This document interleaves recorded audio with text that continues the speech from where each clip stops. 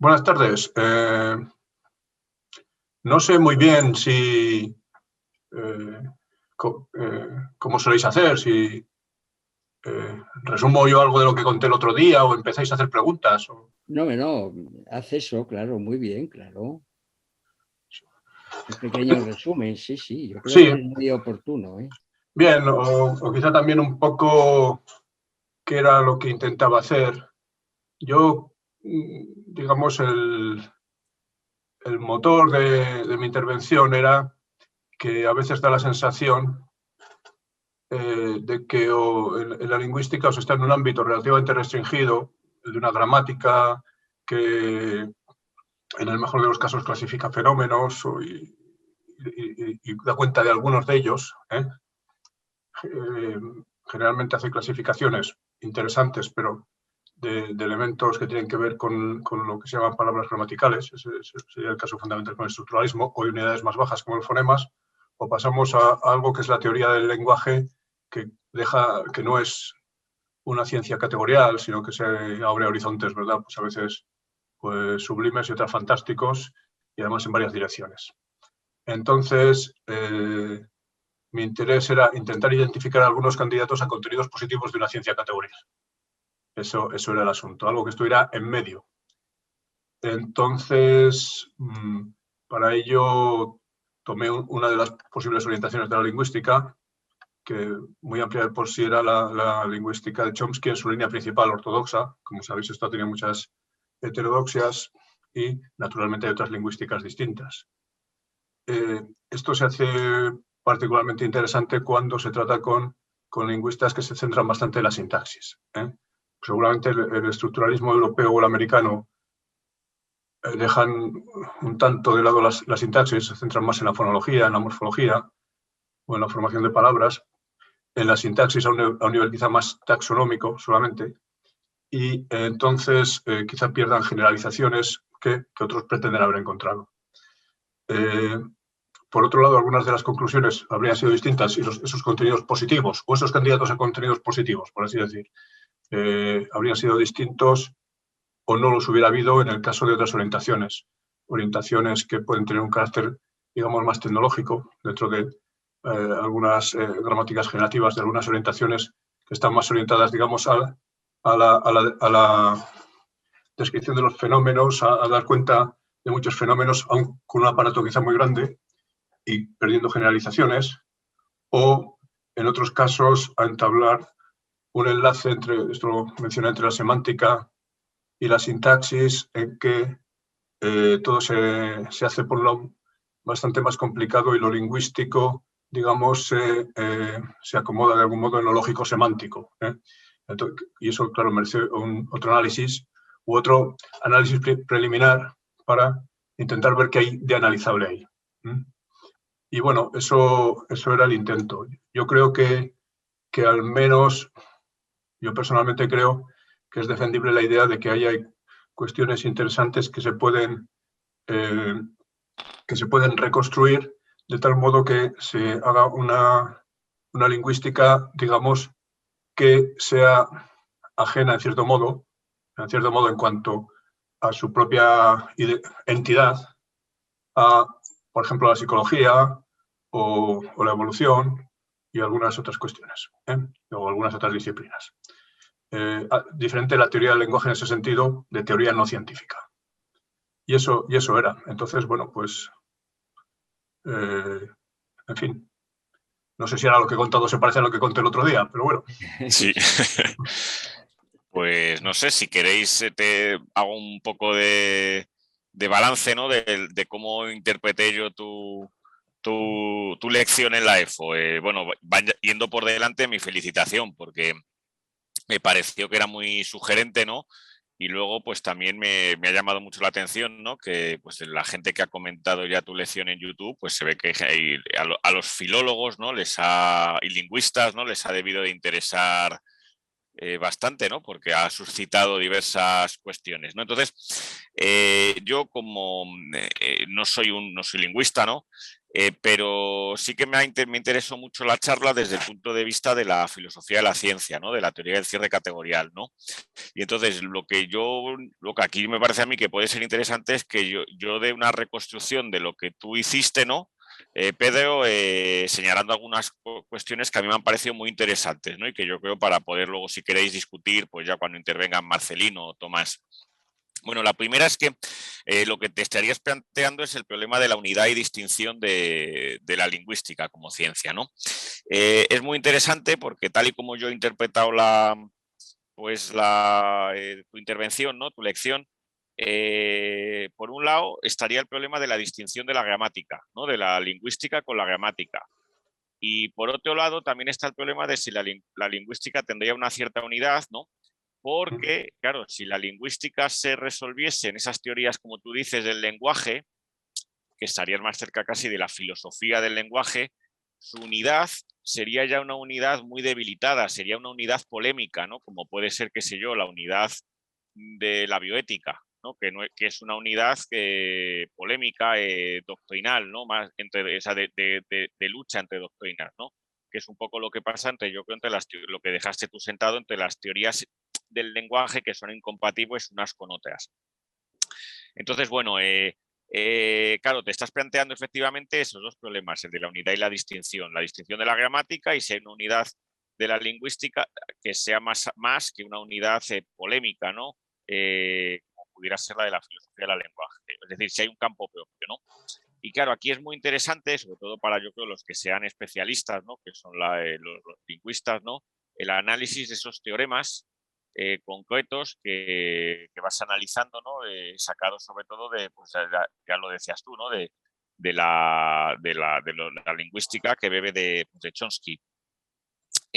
A mí particularmente lo que me llamó más la atención es lo siguiente, ¿no?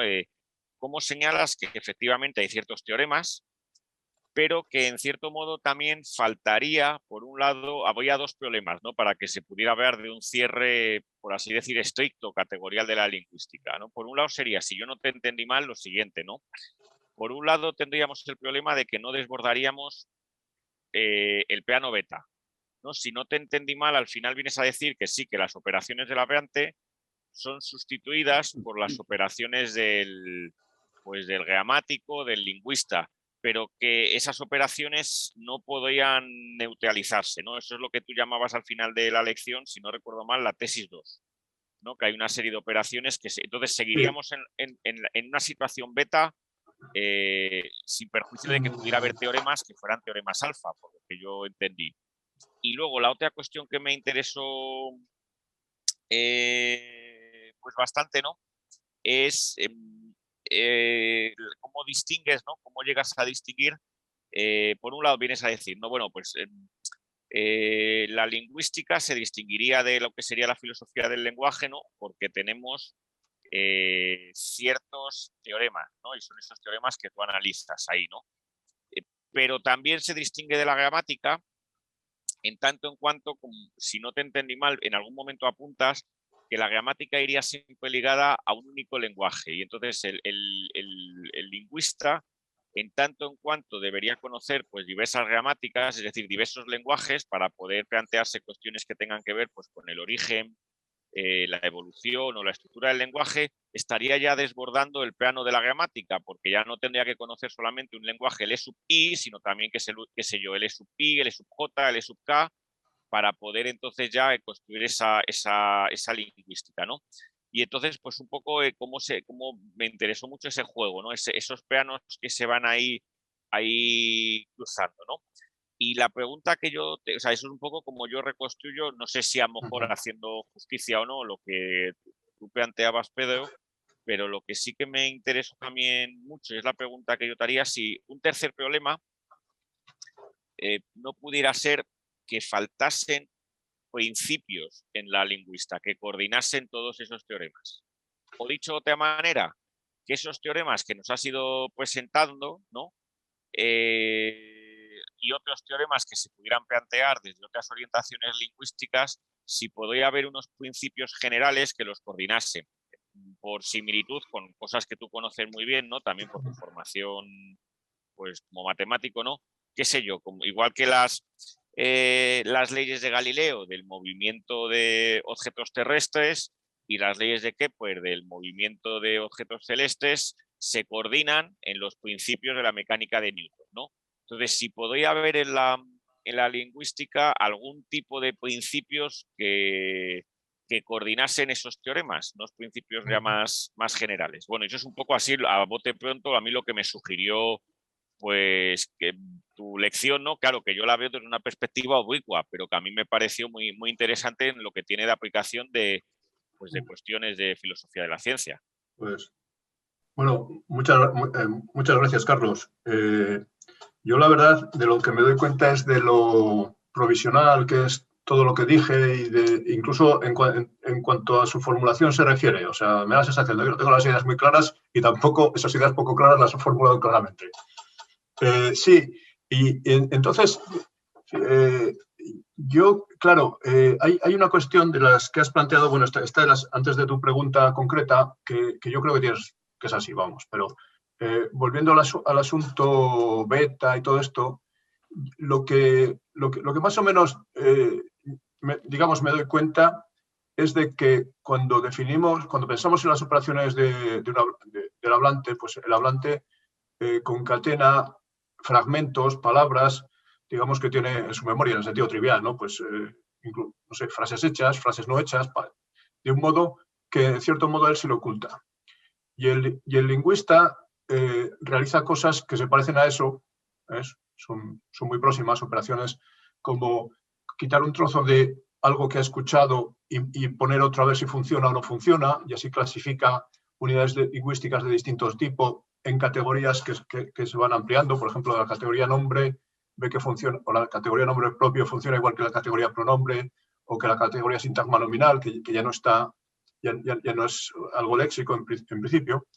Pero claro, cuando se llega a la gramática, esas operaciones no son operaciones ni de concatenación ni de sustitución, sino que tienen una naturaleza distinta, en principio, y que, bueno, pues en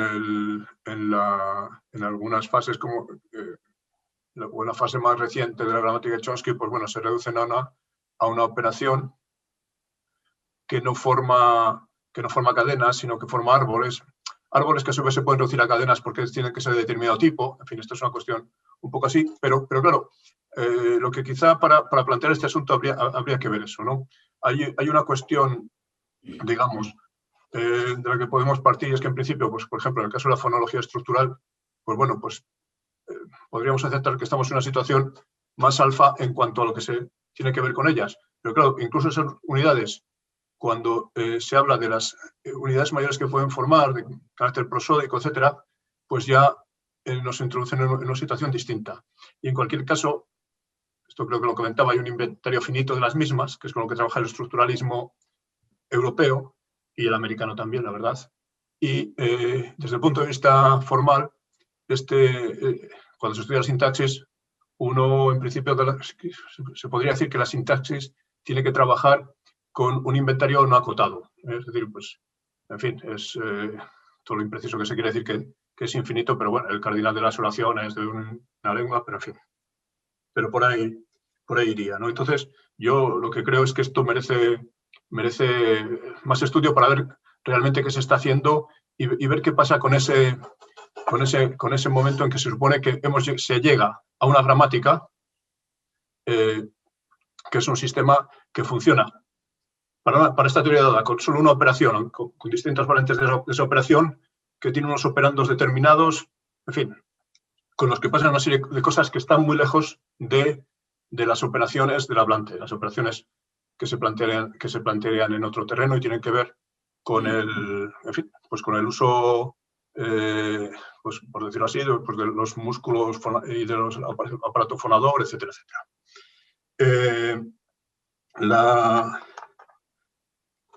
Y había otra cuestión que yo creo, Carlos, que alguien ya en el, no sé, Yocandi Causa, me parece, en YouTube, en una de las primeras cosas, daba una planteaba algo parecido al que te has dicho, la gramática es la lingüística casi de una manera histórica y tal, ¿no? Casi, bueno, en todos los lingüistas, un lingüista tiene que aprender muchas lenguas para comparar. Bien, vale, pero aparte que entonces también deberíamos ir para ver si eso históricamente, en la historia de la disciplina es así. Claro, una misma lengua puede tener varias gramáticas. Esa es otra cuestión importante, sobre todo en el sentido reciente de sistemas, de reglas, en fin, asimilables a una lengua formal y pueden ser muy distintas unas de otras.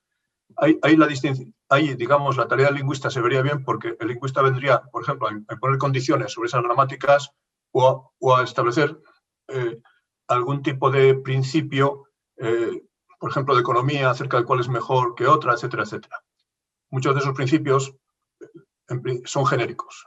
Se podrían pedir, por ejemplo, a cualquier sistema de comunicación o se podrían pedir a cualquier, digamos, ontológicamente, o se podrían pedir a cualquier disciplina, es decir, oye, explica con menos medios lo que puedes explicar, ¿no? Y este tipo de cosas sí que se ven en la práctica de los lingüistas cuando comparan, cuando establecen una métrica de gramáticas. Y eso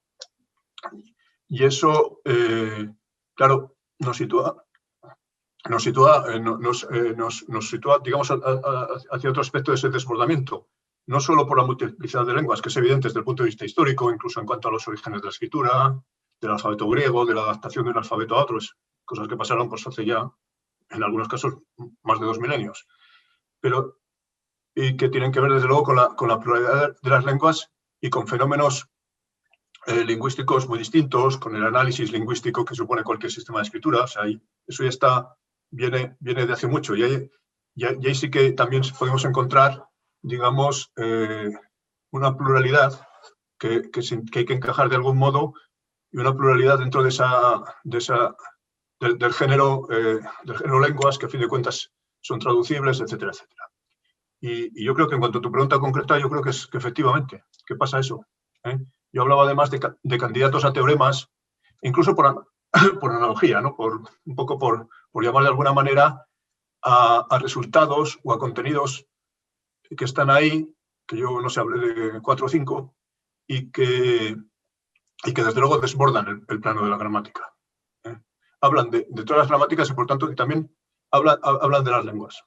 Pretendidamente, igual son falsos o igual hay que generalizar, se puede sustituir por otros o lo que sea, pero digamos, no podemos verlos ya dentro de una gramática y tampoco tienen su sitio dentro de una teoría grandiosa del lenguaje que la verdad es algo a lo que las estrellas de la lingüística internacional se dedican, y no tan estrellas, se dedican con fruición a escribir libros y artículos donde aparece todo y muy bien, el tal gen y tal otra cosa, estupendo, pero que nos sitúan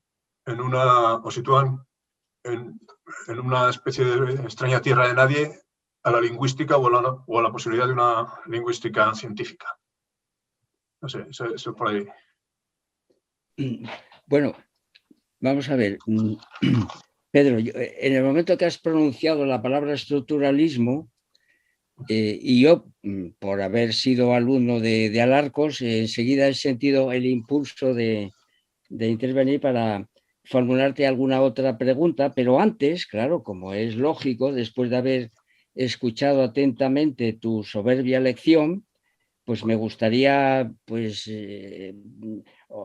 presentar aquí algunos elogios que me parece que son objetivos. Es decir, que esas distinciones que hiciste al principio entre lingüística y lingüísticas, y lingüística y gramática, lingüística y teorías de lenguaje, pues claro, a mí me parecen unas distinciones muy agudas y que ofrecen pues una panorámica muy oportuna precisamente para los no iniciados, ¿no? en el campo de la lingüística. Luego también me parece que hay que elogiarte pues el hecho de que escoges, por supuesto, una gramática, una lingüística, la gramática generativa de Chomsky, pero tiene ese gran mérito de ofrecernos, pues eso, la trayectoria de Chomsky, o lo que podríamos llamar en nuestro lenguaje, pues una especie de teoría de la esencia, porque nos nos remites a textos nucleares, ¿no? Yo los tomé buena nota y como lo tengo todo aquí, ¿verdad? La naturaleza formal del lenguaje, que es un trabajo del año 67, por supuesto, una de las obras más emblemáticas, Lingüística cartesiana, ¿verdad? Que es un poco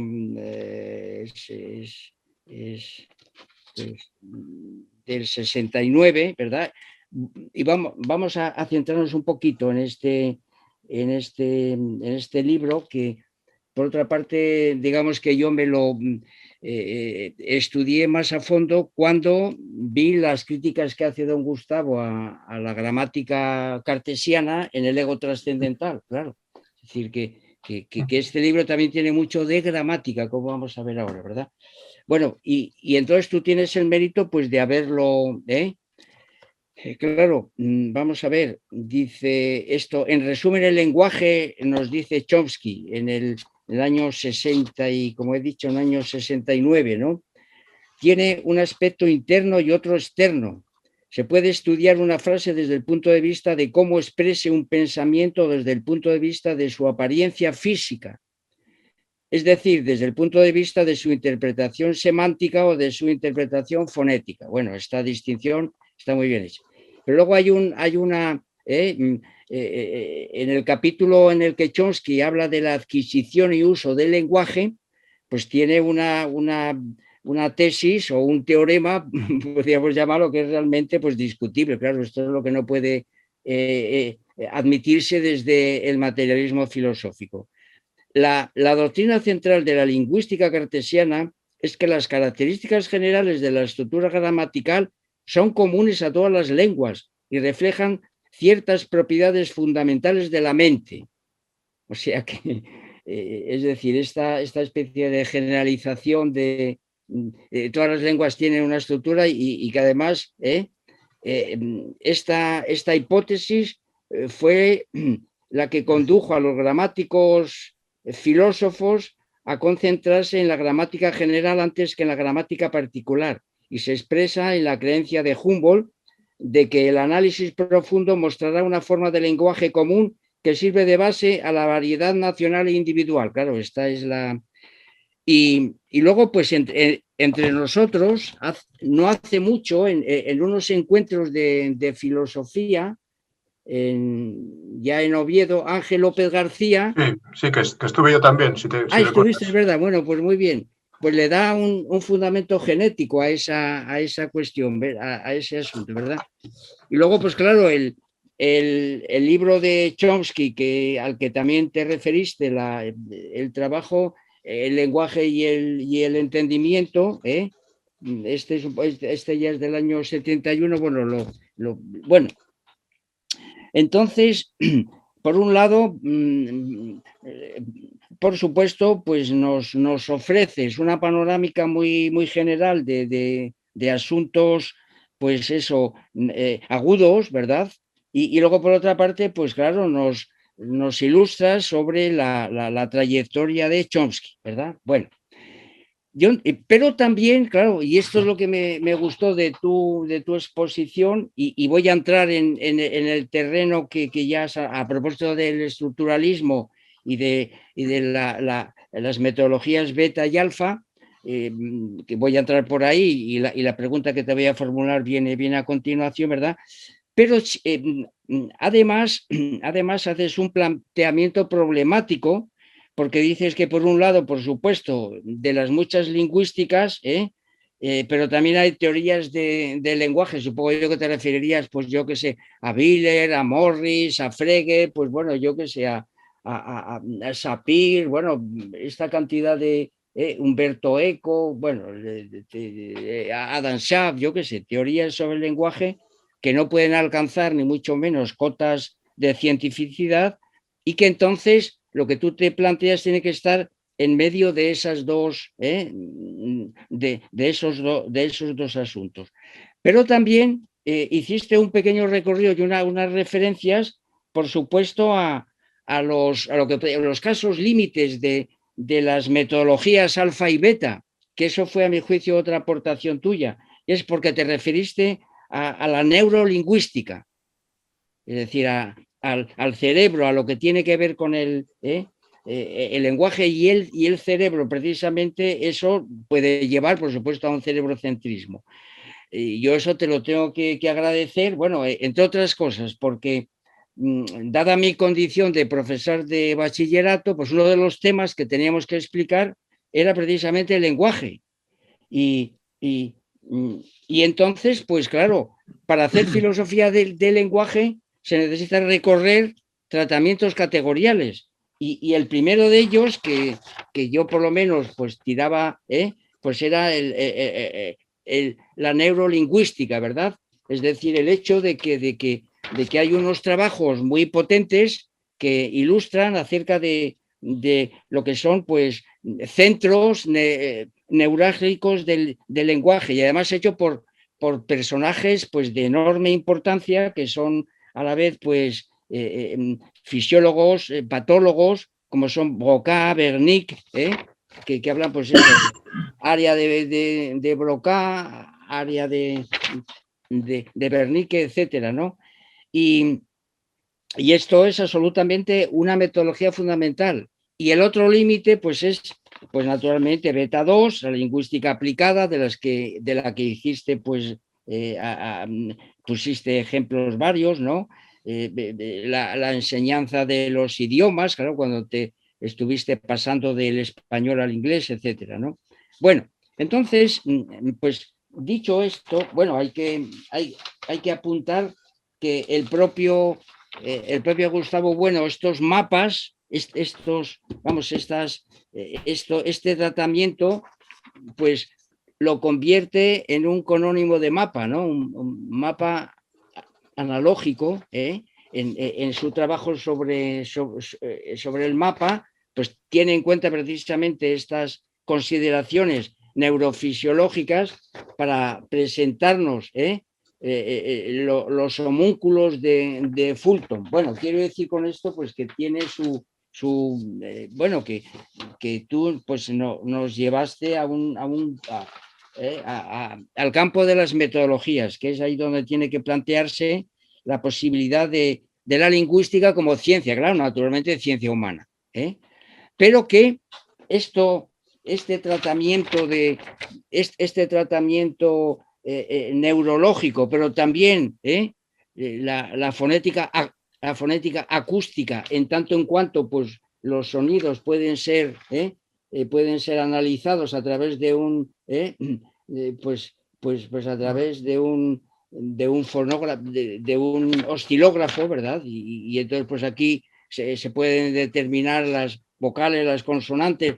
¿Por qué? Porque son fenómenos físicos, y aquí también cabe un reduccionismo de la lingüística a la física, como puede ocurrir en este otro, en el caso de arriba, ¿verdad? Pues entre alfa 1, porque estos tratamientos son alfa 1, pero no hay que olvidarlos, y tú nos los recordaste, ahí está tu mérito, y beta 2, que tiene que ver naturalmente con las aplicaciones de la lingüística, pues están las metodologías alfa y beta. Y entonces tú, pues al hablarnos de la sintaxis, te moviste, claro, naturalmente, en lo que serían las metodologías beta 1, en sus dos posibilidades, ¿no? 1 beta 1, 2 beta 1. Y ese es el caso, naturalmente, de Chomsky, ¿verdad? Y entonces la pregunta que yo te hago es, claro, el hecho de que existen otras metodologías, acaso más potentes, y yo aquí, pues claro, tengo que inclinarme ante uno de mis mejores maestros, que fue don Emilio Alarcos, claro, naturalmente, y bueno, pues fíjense, bueno, pues eso, que ya en el año 64-65, cuando yo lo tuve de profesor, pues ya nos explicaba todo lo que después se escribió, estudios de gramática funcional del español, y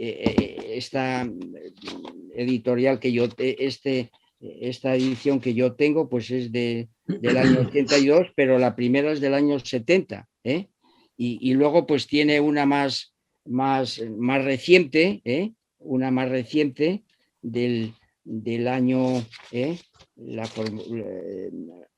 del 1999, ¿verdad? Bueno, por cierto, naturalmente el texto de Alarcos se lo dedica al fundador de la escuela de Copenhague, claro, a Huxley, a la memoria de Louis Huxley.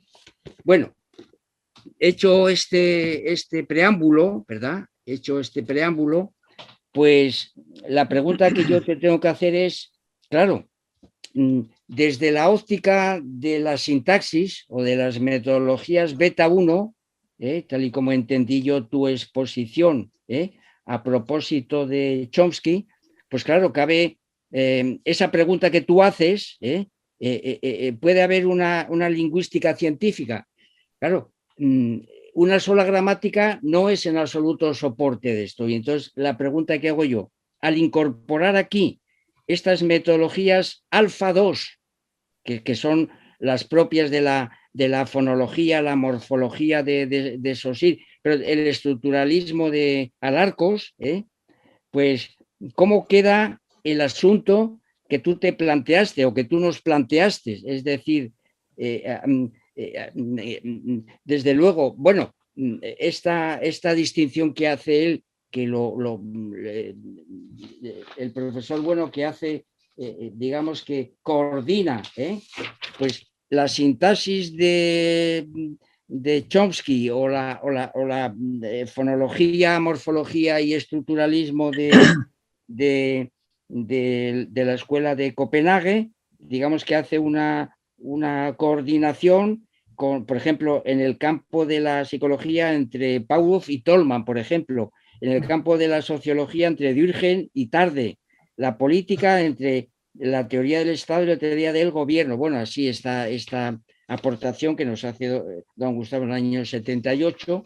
Pues entonces, la pregunta es esta, claro, es decir, desde las metodologías alfa 2, ¿la perspectiva es la misma o tiene mayor grado de objetividad? O, para decirlo de alguna manera, hay más posibilidad de un cierre, aunque no sea naturalmente un cierre categorial en el sentido del que tiene la física. Está más cerca el estructuralismo de Alarcos que de lo que sería una ciencia categorial que la sintaxis de Chomsky. Esta es la pregunta. Pues Tomás, muchas gracias también. La verdad que da gusto, vamos, escucharos y a ti en particular con toda la riqueza de referencias y todo esto. Yo he de decir que, bueno, mi idea al final el otro día era decir, voy a pensarme un poco qué pasa con la sintaxis y la metodología beta. A ver qué pasa aquí. Ya veréis, o sea, por qué lo digo. Bueno, claramente, bueno, hay una lingüística, por ejemplo, que es pues la lingüística estructuralista, que sería alfa 2, y otra modalidad de alfa 2, pues la lingüística cuantitativa, de carácter estadístico, muy bien. que además ahí se ve muy claramente algo que también, yo creo que en el mismo artículo al que te has referido dice algo así, bueno, que muchas veces ese carácter estadístico va a los elementos genéricos que puede haber ahí, ¿no? Entonces, eso claramente pasa con la lingüística cuantitativa. Y eso, por ejemplo, también es cosa que a veces es curioso, ¿no? Lo menciona Cosseriu. Dice, bueno, a veces están hablando de ciertas propiedades de la lengua, pero que en realidad son propiedades de cualquier sistema de comunicación razonablemente eficiente, ¿no? Pues un sistema, por ejemplo, de codificación o algo así. Entonces, pero bueno, aún así tiene su interés. Y bueno, y aquí hay mucha tela que cortar en este asunto de la lingüística cuantitativa. Claramente, hay cuestiones que son alfa 1 con reparos. Hablabas del cerebro y todo esto, claro. El problema es que quien hace esto, digamos, lo que es, tiene unos sujetos que funcionan mal, por ejemplo, que no forman frases o que son afásicos y ven que parte del hemisferio izquierdo, por ejemplo, está dañada y tal, y entonces se identifican las áreas. Luego esa fenomenología se hace más compleja, pero claro, en la investigación hay, desde luego en el siglo XIX, ahora puede haber, digamos, puede haber escáneres y cosas, y los hay, escáneres y cosas así, pues claro, está, digamos, la conducta de los sujetos. Ahora, con el acceso directo a la actividad eléctrica del cerebro o a la actividad metabólica en otro tipo de pruebas, pues es un poco distinto. Tenemos alfados, claramente, en el caso estructuralista, del estructuralismo de Praga, etcétera, etcétera, de la glosemática, pero la glosemática también deja fuera muchas cosas, ¿no? Porque en todas las distinciones entre forma y sustancia, contenido y expresión, porque hay algunas que dicen, bueno, esto ya queda fuera de la lingüística. El estructuralismo americano, yo diría que también, pero dentro del estructuralismo americano hay muchas cosas distintas. O sea, Bloomfield no es lo mismo que Sapir y Harris tampoco, en fin. Y en el caso beta 2, claramente, tenemos, pues bueno, has citado toda la lingüística aplicada, que has citado la enseñanza de idiomas y muchas otras cosas, bueno, por ejemplo, qué sé yo, la lingüística forense, cosas así.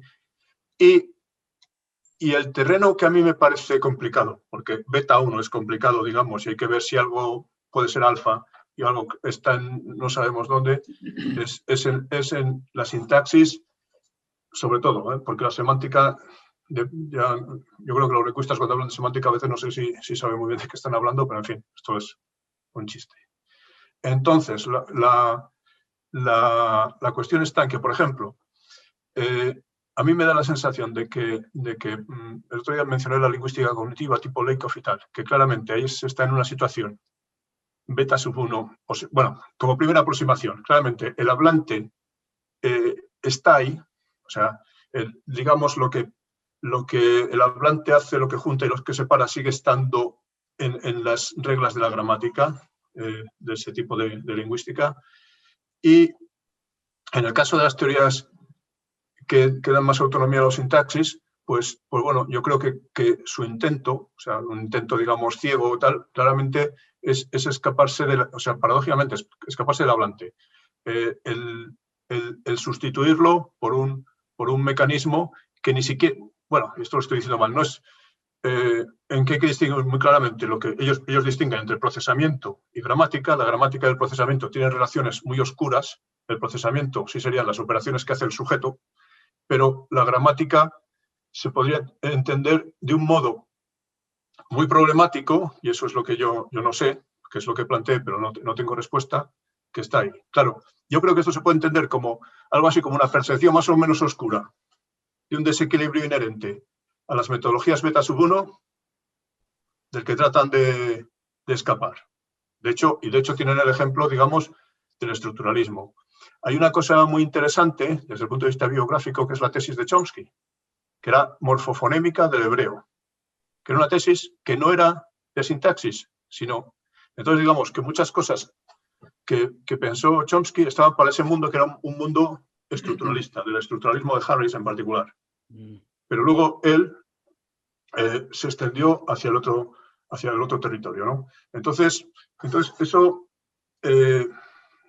no sé, se me ocurre, Tomás, pensar que también podríamos pensar en una disciplina como un poco consciente de sus desequilibrios, fundamentalmente insatisfactoria porque no acaba de funcionar, porque digamos que a un análisis fonológico, del sistema fonológico de tal lengua, pues bueno, pues igual uno sostiene otra cosa, pero ahí está.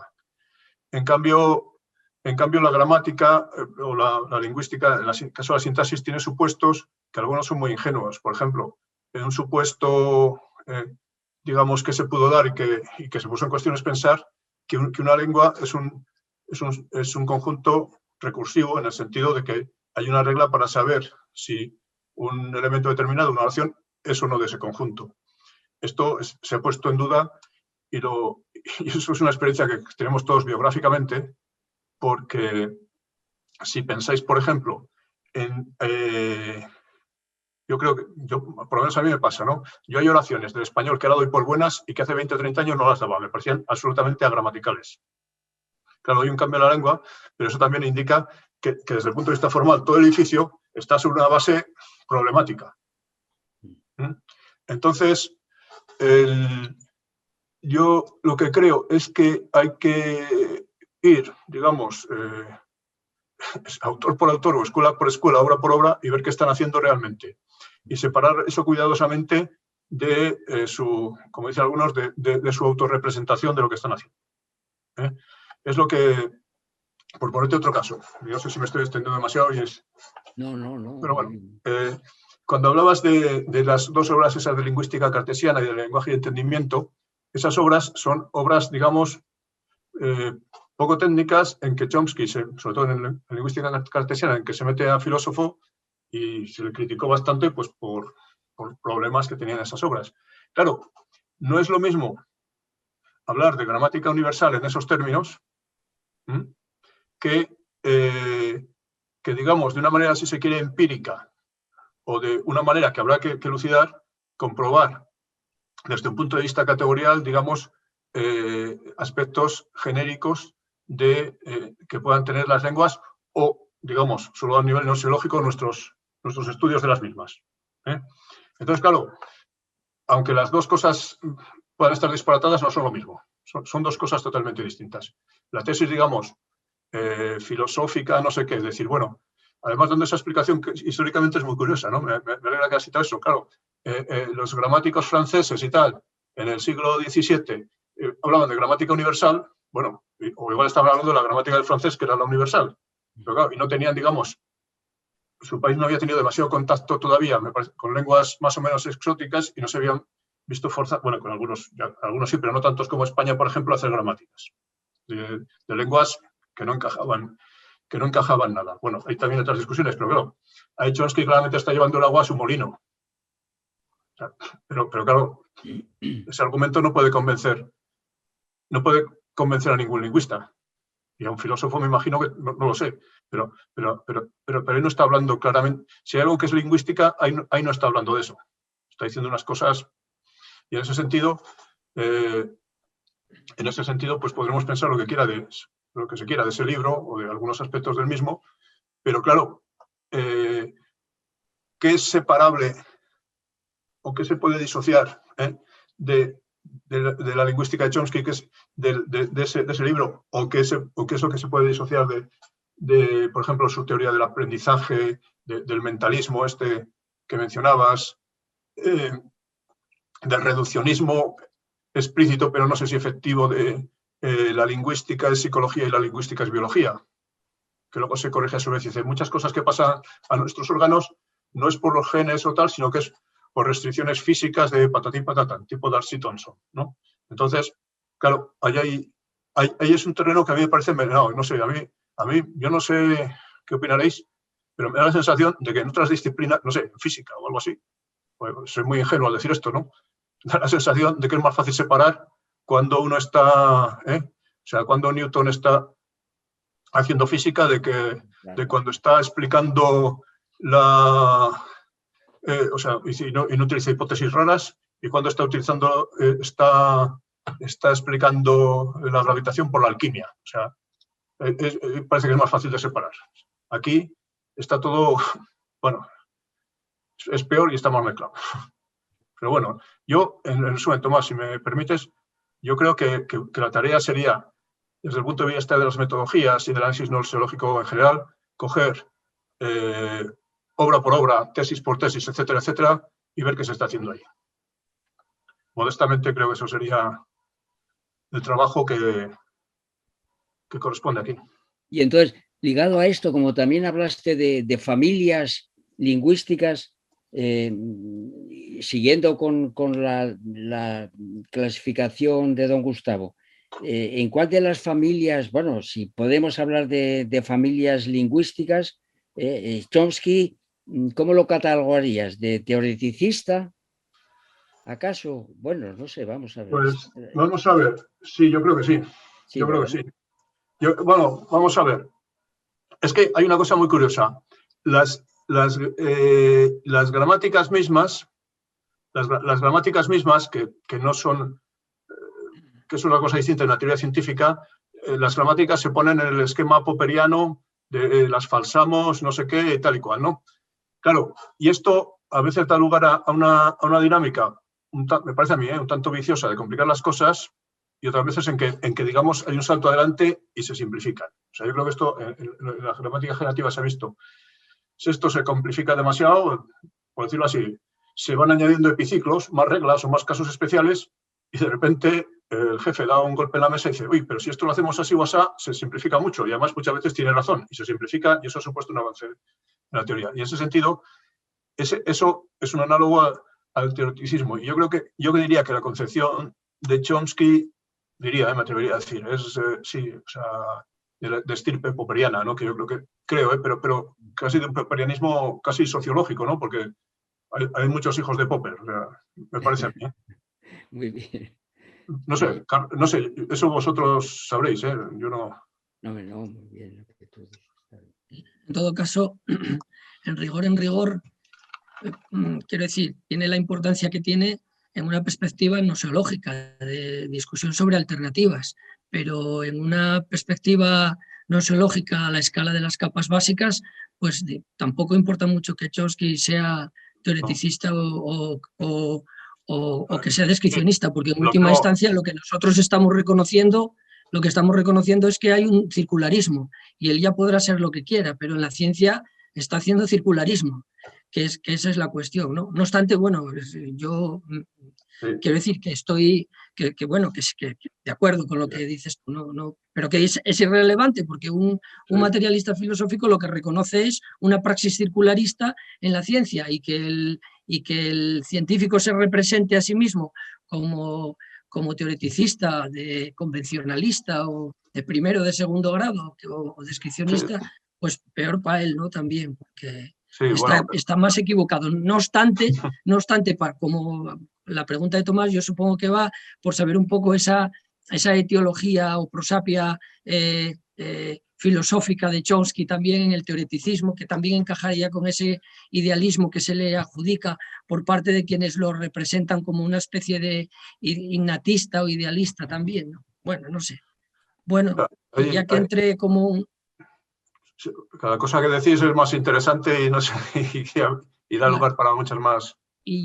No, quería decir que, y ya que entré como un elefante en una cacharrería, ante todo buenas tardes y felicidades por la exposición. La verdad es que poco tengo que decir, porque entre Carlos y Tomás pues ya han tocado, me parece a mí, una serie de hilos clave con los que estoy plenamente de acuerdo y que me parecen muy pertinentes. También tengo que decir que al escucharte ayer la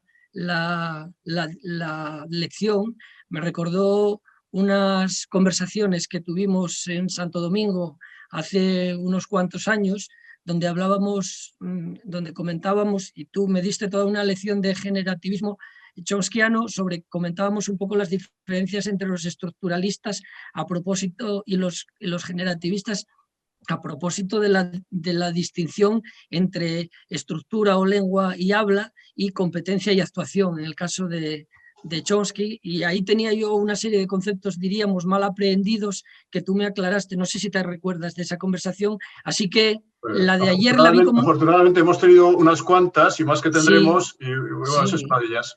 Bueno, pero... esa debe ser la única en que tú dices que aprendiste algo, en las demás fue al revés, evidentemente. Bueno, pero yo la de ayer la vi como una continuación de aquello, ¿no? Que se inició, bueno, pues eso. Después incluso, quiero decir, cenando, ya no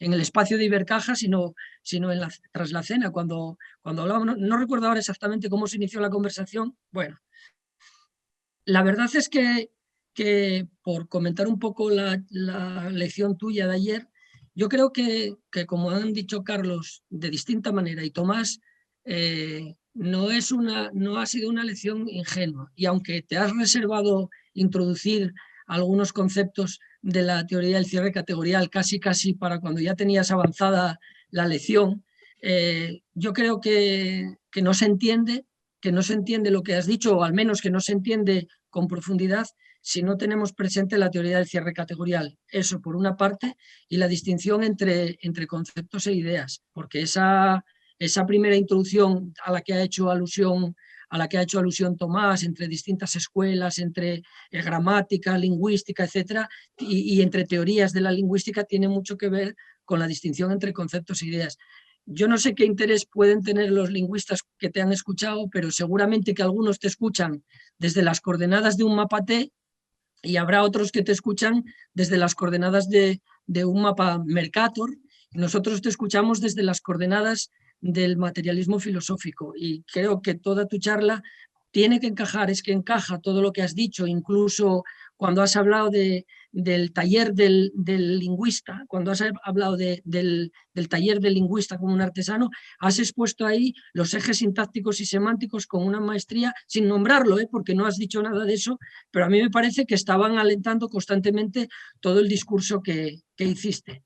Por eso pienso que la lección, en el fondo, y esto lo digo con cierta ironía, fue un poco tramposa, porque tú habías dicho que aquello que era un poco provisional, pero no tanto, no tan provisional, porque la provisionalidad iría dirigida seguramente al contenido, pero no al continente, es decir, a la metodología que has aplicado. Y yo creo que, aunque tuvieses que volver a recomenzar desde el inicio, tendrías que volver a recomenzar otra vez con esa misma metodología que hiciste. Es decir, aunque todo lo que dijiste sobre las estructuras en X, sobre el despliegue de árboles a la hora de analizar las frases, etcétera, sobre la lingüística, aunque tuvieses que volver a empezarlo, hay una cosa que no empezarías, es decir, tendrías que partir in media res de la pluralidad de disciplinas, de gramáticas, de lenguas existentes, de sujetos operatorios,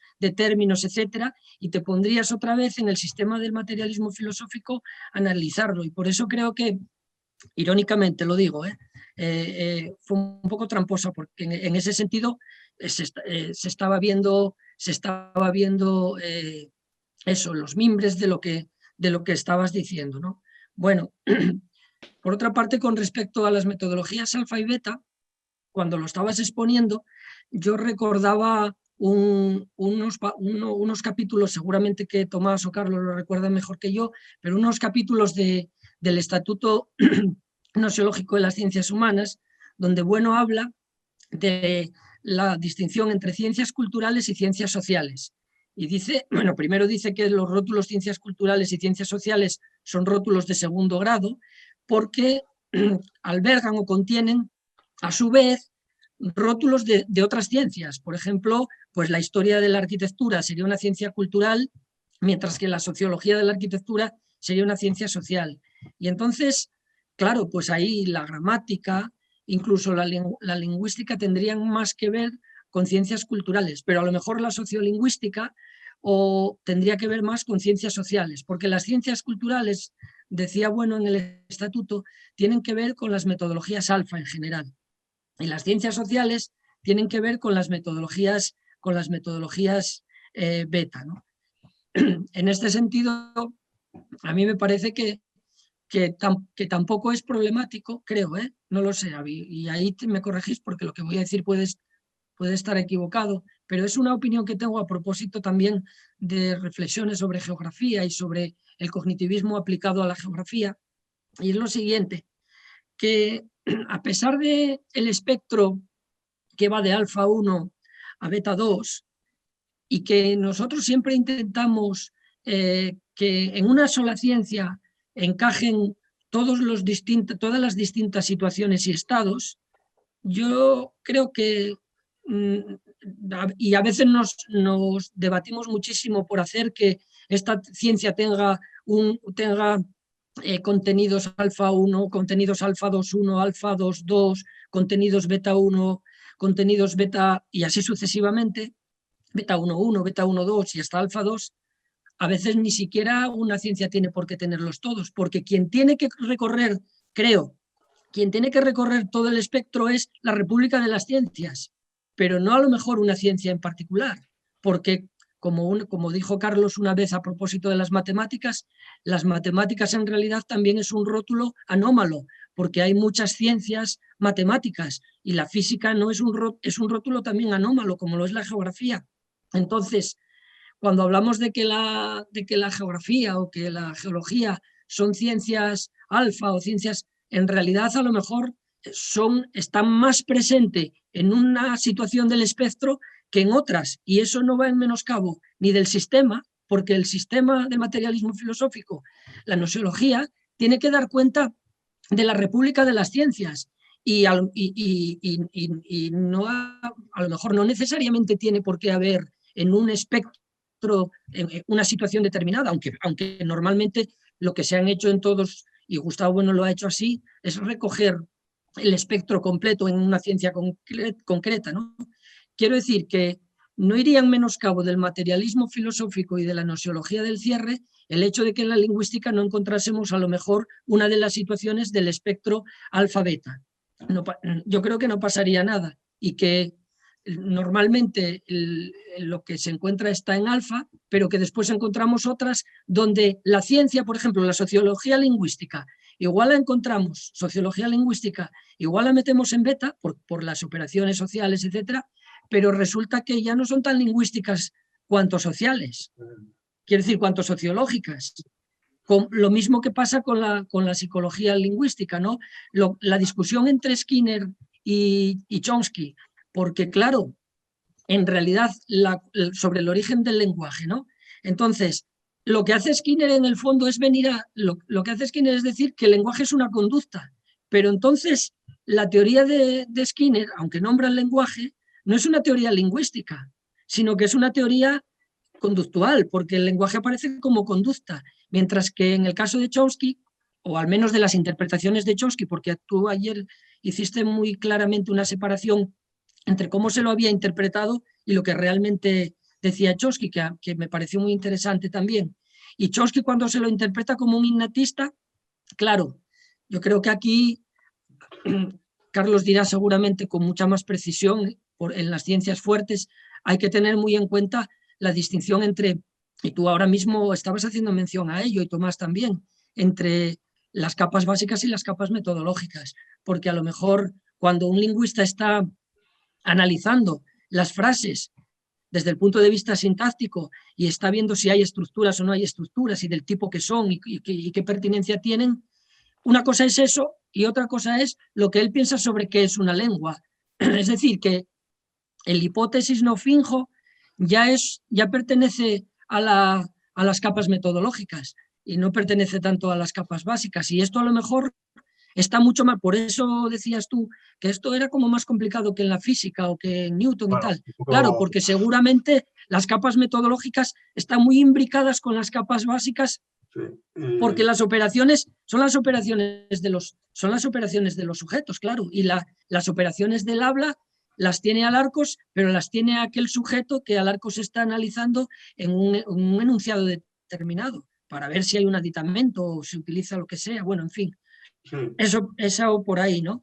Entonces, yo creo que en principio bueno, pues eso, nada, lo dejo así. Pues muchas gracias. La verdad, yo, si me permitís, claro, es que yo creo que es culpa mía, pero tengo cierta tendencia a ver el aspecto complicado del asunto, ¿no?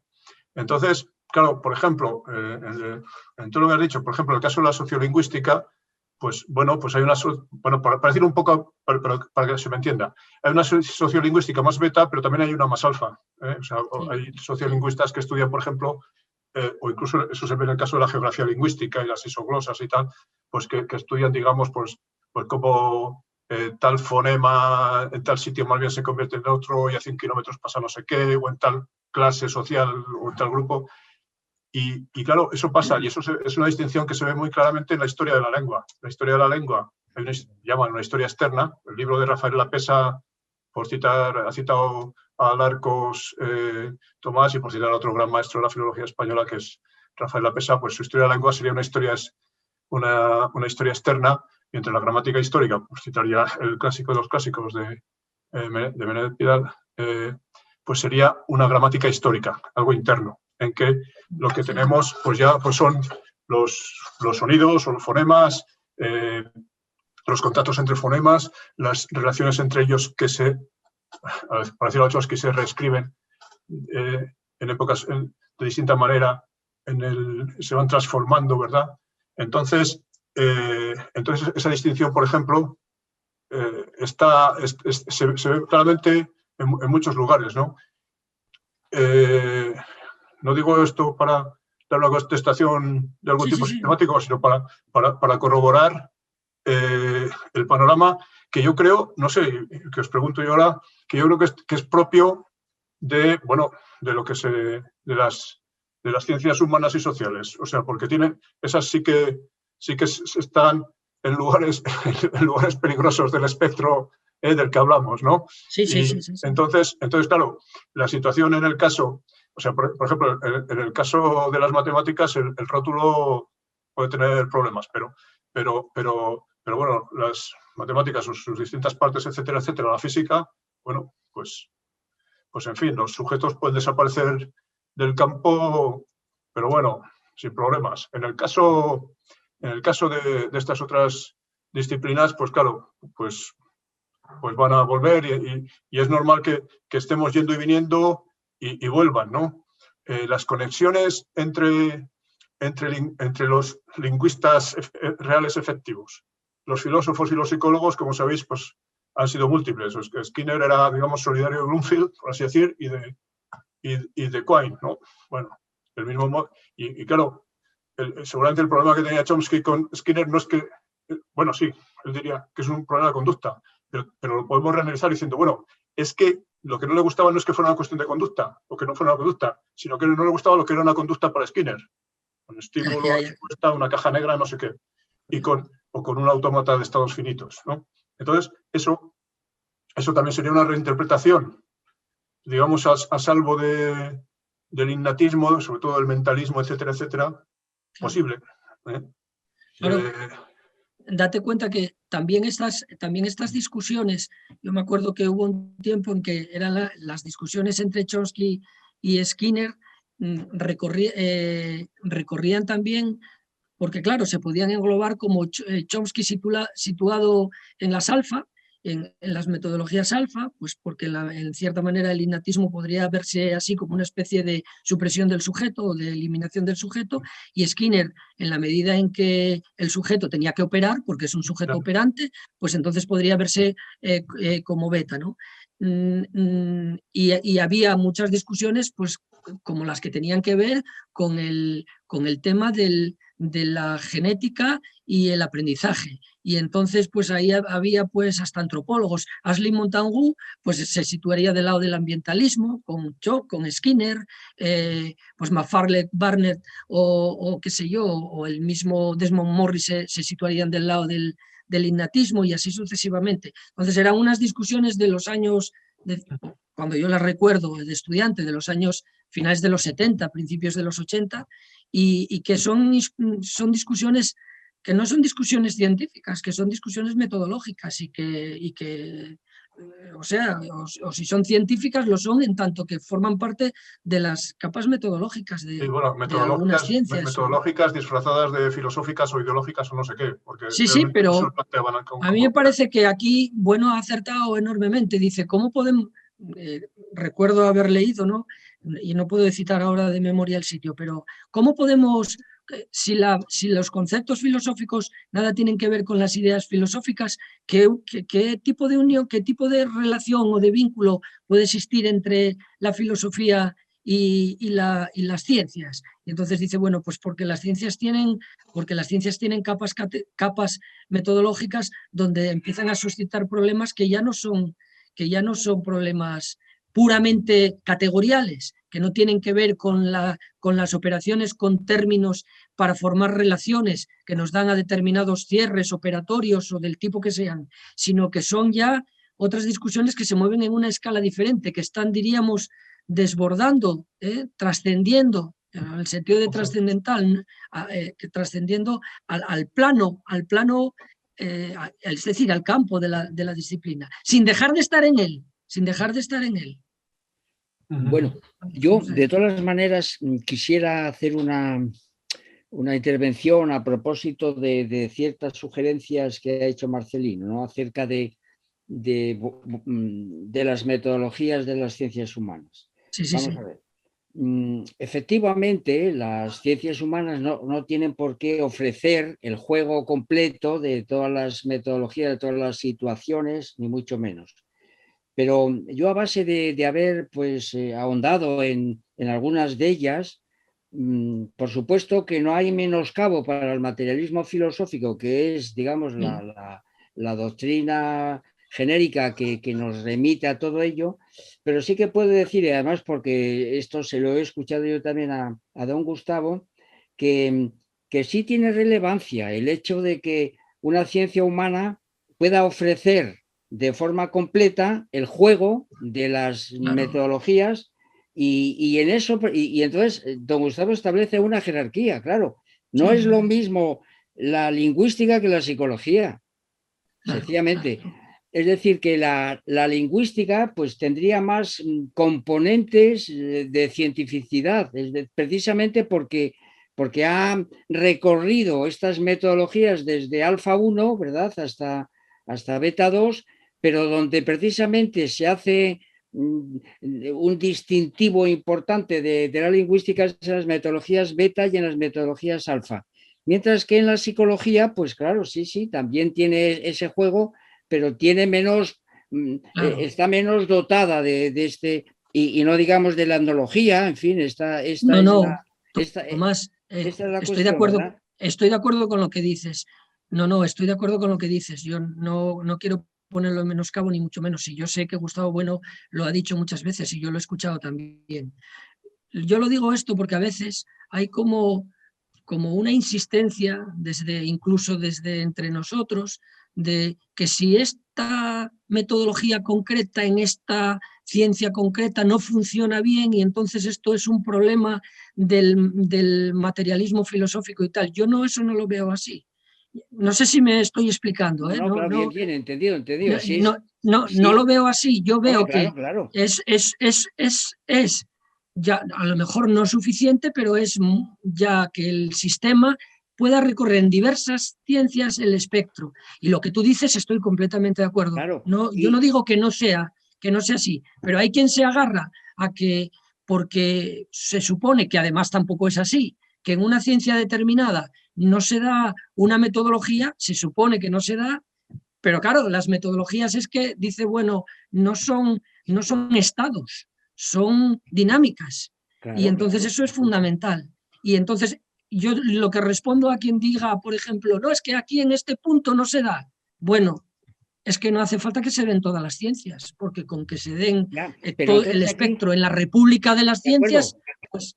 De acuerdo, pero entonces aquí tenemos que establecer pues una jerarquía. Es decir, sí, completamente de acuerdo. Completamente de acuerdo, Tomás. La lingüística o la historia, para don Gustavo, era otra ciencia humana con mucha potencia que la psicología, por ejemplo, o la etnología. Claro, eso es, tiene más poder, más potencia, está más cerca de lo que planteaba Tomás, Pedro, de la cientificidad, claro. Incluso aceptarás que algunas ciencias pues son en su formulación incluso son intencionales. Pues por ejemplo, cuando el cognitivismo pretende remedar pues a la neurofisiología, por ejemplo. Claro, pues entonces ahí son puramente intencionales y esa ciencia no tiene alfa 1 más que en la intención y en la elucubración de quien la inventa. Pienso yo, no lo sé. Tampoco soy un especialista en eso, pero digo, deducido de Pavlov, sí, hay que valorarlos, claro, como metodología alfa, sí. Claro. Sí. Pero bueno, si me permitís ahí mediar en el debate, ¿no? Yo tal y como veo las cosas, ¿no? Lo que plantea Marcelino es muy interesante porque es verdad que en gente cercana a nuestra escuela yo veo como a veces dos desviaciones, ¿no? Hay quien habla de ciencias alfa y ciencias beta y eso a mí me parece que es un error. Y también está el otro error, que a mí me parece la otra desviación que señalaba Marcelino, que es el que quiere encontrar todas las metodologías en todas las ciencias, ¿no? Entonces yo creo que aquí lo interesante es señalar que, tal y como, si puedo equivocarme, pero yo tal y como veo las cosas, bueno, lo que señalaba es que lo típico de las ciencias humanas y etológicas era el doble plano operatorio. Es decir, que las ciencias humanas debemos encontrar efectivamente situaciones beta y alfa. Ahora bien, ¿no? Efectivamente no tiene por qué haber ciencias como en que podamos encontrar todo el espectro, ¿no? Yo estoy pensando, pues, por ejemplo, en... Los ejemplos que puso Tomás de la economía, que Sí, que sé están que es muy clarísimos. bonito, sí. Sí, O incluso, bueno, el que señala también, si no recuerdo mal, en la historia, vas viendo cómo la historia puede llegar hasta una historia económica. Claro, que lo que enseguida se plantea es si cuando nos referimos a la historia nos estamos refiriendo a la historia fenoménica, o si la historia económica ya es otra cosa, ¿no? O yo, por ejemplo, el caso que yo recuerdo que es la teoría de juegos, ¿no? Como también presenta esa visión como de acordeón, donde aparecen todas las metodologías.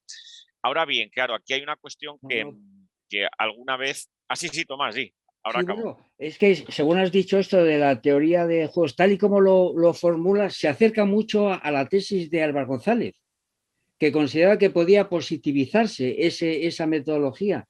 Y claro, naturalmente la teoría de juegos es una metodología beta, 2, beta 1, pero nada más. Y que no, y que en cada ciencia humana es de una manera diferente, vamos, Sí. no se puede en absoluto, pues eso, sumar como intentó Álvaro González y sacar de ahí una especie de ciencia positiva. Vamos, es una sugerencia. ¿Me permitís una pregunta técnica? Que sí. Yo creo que esto es algo que en ese debate entre Gustavo Bueno y David Álvaro González estuvo. Dentro de la teoría de juegos, sobre todo, pregunto, claro, hay situaciones en que un jugador domina. El ejemplo clásico de la batalla de Midway, que bueno, los americanos ganaban por todos los lados, ¿no? Ese era un caso, ¿no? Y bueno, los ejemplos que en su día puso Bueno de juegos en que un jugador domina totalmente. Las operaciones del otro jugador vienen determinadas por el primero de ellos. Claro, ahí habría, pregunto, ¿no tendríamos ahí dos situaciones totalmente distintas, difícilmente, que estando dentro del mismo nivel beta 2.1 deberían distinguirse con bastante cuidado? Porque claro, intuitivamente uno diría que no tienen demasiado que ver. Pero pregunto, ¿cómo? A ver, aquí yo creo hay una cuestión que hay que señalarme, por mi juicio. Yo lo de la teoría de juegos en el curso del deporte, la lección que di en Santo Domingo la Calzada, y que me parece que está el vídeo por ahí, se llama algo así como la teoría de juegos y el deporte. Y entonces, claro, aquí hay que distinguir lo que es la teoría matemática de juegos, la teoría matemática, que es una teoría formal, que sí que ahí podríamos encontrar situaciones que llegarían hasta alfa 1 con lo que sé yo, toda la teoría de juegos de Nash, de von Neumann, los juegos de suma cero y los que no son de suma constante. El problema es que cuando consideramos sujetos operatorios, es decir, que es lo que está señalando Tomás, ¿no? Cuando se intenta aplicar a sujetos operatorios humanos o por ejemplo, cuando se intenta aplicar a animales, ¿no? En el caso de la teoría de la evolución, es cuando ya el cierre, a mi juicio, se rompe totalmente. Por un detalle que, a mi juicio, aquí, y esto es muy bonito, que se suele olvidar. Y tiene que ver con la insistencia, yo creo que el materialismo filosófico y bueno siempre hacía de los enfoques ternarios. Y es que los teoremas fuertes de la teoría de juegos matemáticas son cuando hay dos jugadores. En el momento en cual introducimos el tercer jugador, ¿no? Es como cuando en mecánica metemos el tercer cuerpo, ¿no? Esos teoremas se nos deshilachan bastante. Sí, completamente de acuerdo. Pero claro, no es lo mismo eso que acabas de apuntar tú, Carlos, por supuesto, claro, que la teoría de juegos desde la perspectiva matemática, que la aplicación de la teoría de juegos a las ciencias humanas, claro, que es otra cosa. Y no es lo mismo la teoría de juegos en historia, que tenemos que concretarla pues pues eso, en ciertos relatos de relatos, etcétera, etcétera, que se desdicen, etcétera, de lo que es la teoría de juegos en lingüística, claro, esto es así, ¿verdad? Yo creo que estaremos de acuerdo, ¿verdad? Claro. Sí. Pues sí, pero yo me refería también, claro, si os acordáis de aquellos dos artículos de Bueno y de Álvaro González en el Basilisco. En el Basilisco 2, segunda época, sí. Creo. Pues, claro, por un lado se hablaba de la teoría de juegos de von Neumann y compañía, y por otro lado teníamos, pues yo creo que el mismo Bueno entraba a plantear la situación de un juego convencional, ajedrez. y planteaba la situación en que, yo no sé si lo decían estos términos, como que las operaciones, digamos, disponibles para uno de los jugadores fuera un subconjunto propio de las del otro. Es decir, bueno, que estuviera totalmente dominado o determinado, que pensase que estaba jugando y el otro no. A eso me refería. Podemos encontrar correlatos en la teoría de juegos de esto, pues en algún juego, pero bueno, es poco interesante, ¿no? Entonces, lo que decía es que seguramente ahí sí que habría, y eso es la pregunta que hacía, que habría dos situaciones distintas, ¿no? La de equilibrio, por ejemplo, equilibrio entre el sujeto noseológico y el sujeto operatorio que está en el campo, o desequilibrio absoluto, pues en alguna situación dada. O sea, que serían dos situaciones que, por ejemplo, hombre, aunque esto es bastante mundano, que son las que a propósito de todo Gran Hermano planteó Gustavo Bueno, me corregís, ¿no? Que era decir, bueno, unos mamíferos en una jaula o en un estudio de televisión o como se llame, que piensan los guionistas que los tienen ahí reducidos, pero que se rebelan, ¿no? Y que demuestran que están a su misma altura. Que esto es, por cierto, una fantasía del cine de primates y tal. Entonces, claro, ahí hay dos situaciones distintas, ¿no? Que me parece que podemos encontrar modelos análogos en muchos terrenos. No sé, esas situaciones me refiero. Sí, muy bien, muy bien. Tomás, permíteme, es que hay una cosa que aquí a lo que ha dicho Pedro, que precisamente tú fuiste el que me la planteaste y tomé nota de ella en la charla esta en Santo Domingo, ¿no? Yo me acuerdo que con respecto al ajedrez planteé el teorema este de Zermelo, si no recuerdo mal, que dice que el juego del ajedrez tiene solución, o dicho de otra manera, que se puede ganar siempre, es decir, que la persona que inicia la partida puede ganar siempre. Y eso es un teorema matemático. Ahora bien, ¿cómo se puede ganar? Eso el teorema no lo dice. Es un teorema existencial, pero no es constructivo. Y me acuerdo que tú, Tomás, en la intervención que tuviste luego, me dijiste, y creo que viene aquí al caso, ¿no? Cómo el teorema matemático, ese teorema matemático de la teoría de juegos, que estaría pues en alfa 1, era lisológico. Pero que claro, que cuando metemos a los sujetos operatorios, a las morfologías, pues ya ese teorema ya no nos sirve, ¿no? Entonces, efectivamente, ya en el campo morfológico, pues el teorema matemático que ha cerrado, pues ya no sale del marco del papel. Sí, muy bien, muy bien.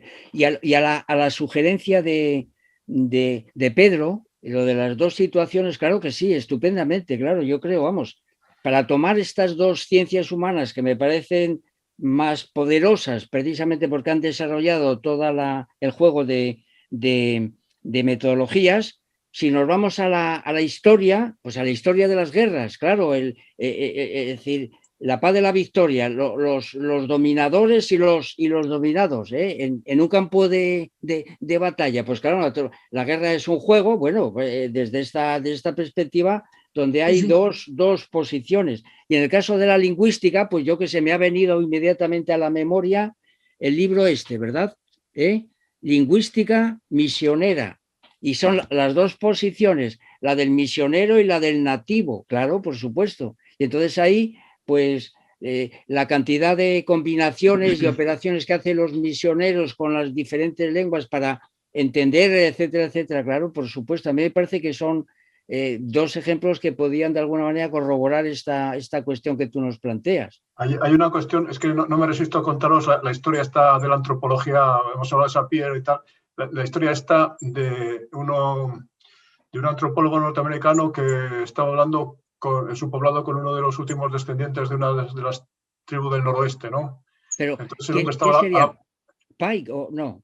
No, ya verás que es ficticio, vamos. Entonces el hombre estaba a la puerta de su tipi, digamos, o de su cabaña, y como muy respetuoso el antropólogo le preguntaba, ¿y entonces usted recuerda de sus mayores y cuando se casaban no se podía casar con la hija del primo de no sé qué? Y se quedaba así pensando el hombre y se metía dentro de la cabaña y salía el rato y dice, pues mire, no, pero en cambio en las tribus no sé qué al otro lado de estas montañas pues sí que hacían la costumbre no sé qué y tal y cual, y los hombres jóvenes se iban de la tribu, que no otro eran las mujeres, y entonces le preguntaba, y también quería saber la comida, pues si hacían tal cosa o tal otra, no sé qué, no sé cuántos y tal, ¿no? Entonces se iba dentro de la cabaña, salía al rato y le contestaba. Entonces el antropólogo se hizo la idea de que dentro había uno más viejo que él todavía, que era mejor información. Claro, dijo, pues ¿para qué voy a informar indirectamente? Y le dijo, mire, me da la sensación de que dentro hay otra persona que sabe más que usted, no podría hablar con él directamente. Y dice, no, si yo cuando voy dentro voy a consultar el American Journal of Anthropology, que lo tengo ahí dentro de la colección completa, y miro el volumen correspondiente y le contesto. Está bien ahí, entonces, sí, señor. O sea, también los nativos también les toman el pelo a los antropólogos. Bueno, claro. Claro. Eso volviendo al tema de la lingüística, se observan algunas televisiones autonómicas, algunas cadenas autonómicas de España, que el periodista accede a un pueblo determinado, a una localidad determinada, hablando la lengua vernácula que se supone está construida por la academia de turno de la comunidad autónoma, ¿no? Y entonces los nativos que le contestan al periodista contestan en español, o en todo caso en un español que es el sustrato de algún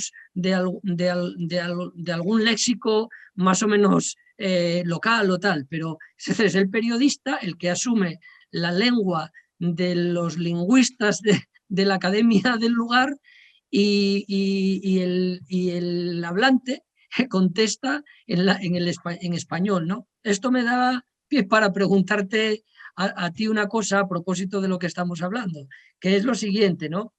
Aquella distinción que hacía, bueno, entre ciencias comunes a todos los pueblos, que una distinción que cogía en el artículo titulado El concepto de ciencias humanas y las metodologías alfa y beta operatorias, y bueno, y en más sitios, y que él tomaba de Hazán, que era la historia común a todos los pueblos y la historia particular a cada pueblo, ¿no? Entonces, claro, aquí, desde la perspectiva del generativismo, ¿la lengua o la lingüística es común a todos los pueblos? ¿O acaso cabe una gramática común a todos los pueblos? ¿Qué tipo de gramática es esa? ¿O no habrá que hablar de una gramática propia de cada pueblo y también de una lingüística propia de cada pueblo? Sí, está bien, claro. Pues, hombre, habrá que remitirse a los hechos, ¿no? Y la lengua es hija del imperio, la gramática es hija del imperio y la lingüística es hija del imperio. Claro. O sea, entonces, vamos a ver, sí, vamos y hay, a lo largo, por ejemplo, hablando de generativismo, pues a lo largo de estos años, ¿no? En Estados Unidos y en Europa, pues ha habido polémicas, guerras intestinas dentro del generativismo. Y hay una cosa, por cierto, hay un párrafo en el libro este de Neumeyer de los primeros 25 años de la gramática y tal, que lo mencioné el otro día, de la gramática generativa, que dice, bueno, que viene a decir, y la verdad es que lo leí hace tiempo y ya no me acuerdo, igual lo cambio un poco, bueno, que Chomsky convenció a un montón de colegas lingüistas, pues a finales de los 50, primeros 60, porque su explicación de ciertos fenómenos problemáticos del inglés pues era muy buena, en términos de mera lingüística sincrónica y tal, ¿no? Sin añadidos que fueran más allá de la categoría en la que estaban inmersos. Entonces, claro, ese es el asunto que se podía coger la pregunta y decir, bueno, ¿y esa explicación valía para el español o para algún aspecto del español? Pues igual el método sí, salvando lo que hubiera que salvar. Pero bueno, ahora ya el tema es complicado y bueno, hay una serie de temas. Por ejemplo, cité a Everett el otro día, el lingüista bastante antichomskiano, con una concepción del lenguaje totalmente distinta, que saltó a la fama por algún libro suyo muy interesante. Claro, este era misionero que por poco se lo comen los nativos. O sea, por poco lo intentan asesinar y se les enfrentó y tal, ¿no? Y este hombre mantiene concepciones muy alejadas, pero claro, es como muchos, como el mismo Pike, que decía Tomás hace un momento, que eran misioneros y luego han llegado a ser lingüistas importantes. Y claro, eso dice algo no sobre las carreras académicas de los individuos, que también, sino sobre todo sobre lo que es la lingüística. Sí, muy bien. O sea, perfecto. Sí. Estupendo.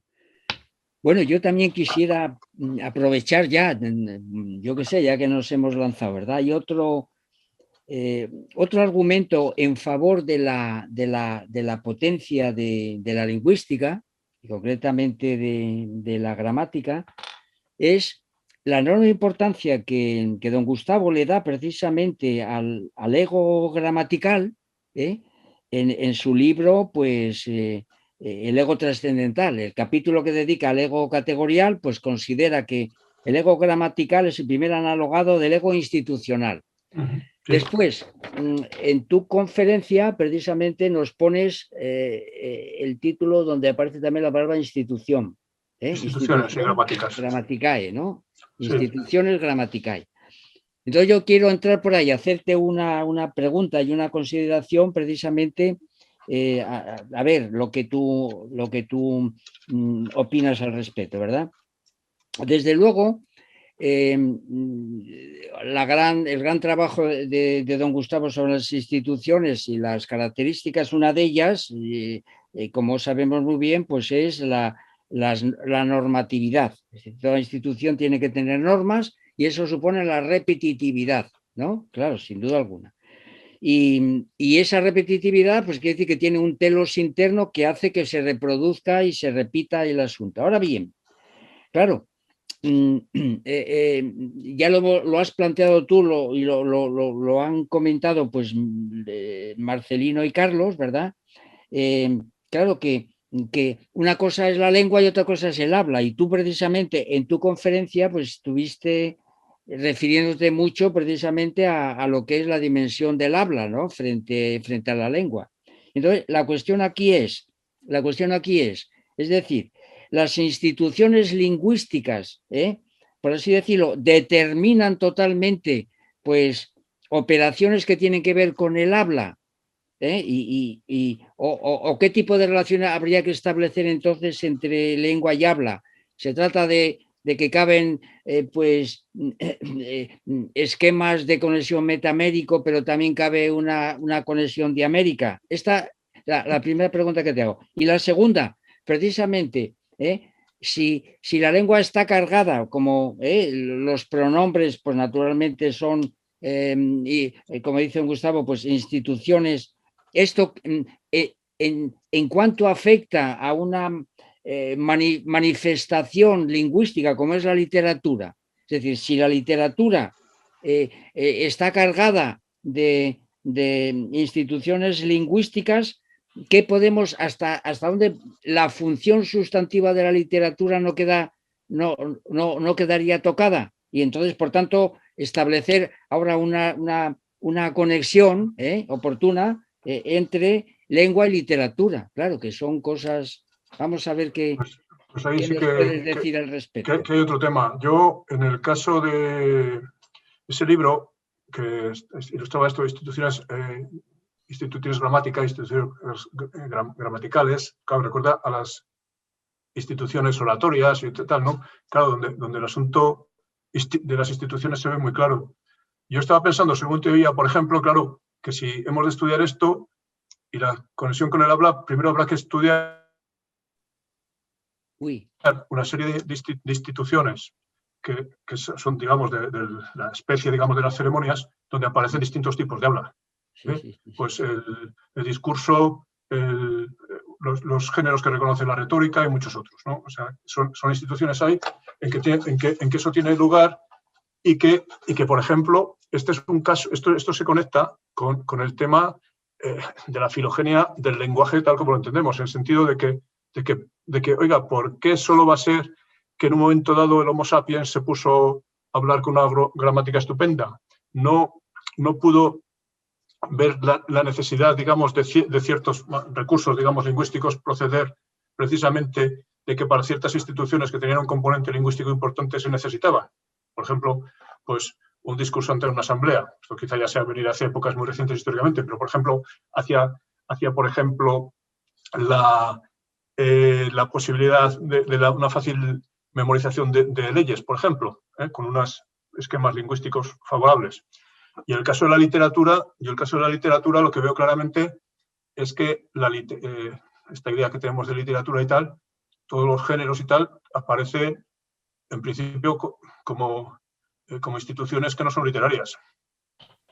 de carácter Sí, religioso o conectadas con instituciones que no son literarias. Pero mi pregunta va en otra dirección. Por supuesto que existen instituciones literarias, sin duda, igual que hay instituciones musicales, ¿eh? Claro, no es lo mismo una sonata que una sinfonía. Pero a donde yo voy a parar es, si una cosa son que tanto la literatura como la música pues tengan naturalmente instituciones necesarias, y otra cosa es que cada obra literaria, cuando cuando alcanza la sustantividad, o cada obra musical, cuando alcanza la sustantividad, sea repetible o es singular. Esta es la cuestión que yo te planteo. Claro, bueno, pero yo te había cogido más por el origen, digamos, ajeno o sea, el arranque o la génesis en otras instituciones que luego dieron lugar a esas instituciones literarias, ¿no? Pues un soneto, lo que sea, o musicales. Ahí muchas veces da la sensación de que los géneros literarios, por poner un caso, tienen un componente de totalidad atributiva que se olvida, y es fundamental. Vale, es lo que decía Coseriu, por citarlo otra vez, de que solo hay una novela. No hay un género de 10.000 novelas, solo hay una. Entonces, el género novela es una totalidad que se va formando, precisamente sería con las novelas sustantivas, no con tal que no aportasen nada, ¿no? Muy bien, muy bien. Y en ese sentido, claro. Sí, si me permitís. Entendido. Hay otra cosa, porque la pregunta esta que hace Tomás, que es muy pertinente, también, hay que verla de alguna manera formulada desde alguna tesis, desde alguna teoría. Nosotros la formulamos desde el materialismo filosófico, eso es evidente, Tomás la está formulando desde el materialismo filosófico. Pero hay quien la formula desde otras perspectivas, claro, también sí, llamadas materialistas. Vamos a poner, por ejemplo, como Walter Benjamin. Vale, como Walter Benjamin, que viene a decir, por ejemplo, habla del arte, incluso de la fotografía, en la época de la reproducibilidad técnica, dice Walter Benjamin. Ahora bien, ¿reproducibilidad de qué? Claro, ¿reproducibilidad de qué? Eso está inmediatamente remitiendo a una concepción mimética del arte, es decir, reproducibilidad de una realidad determinada, sobre todo cuando habla de la fotografía. Si se toma desde esa perspectiva, entonces la respuesta es, claro, determinados artes pueden remitir a que la obra de arte es repetitiva. Claro, pero esa ya no es arte sustantivo.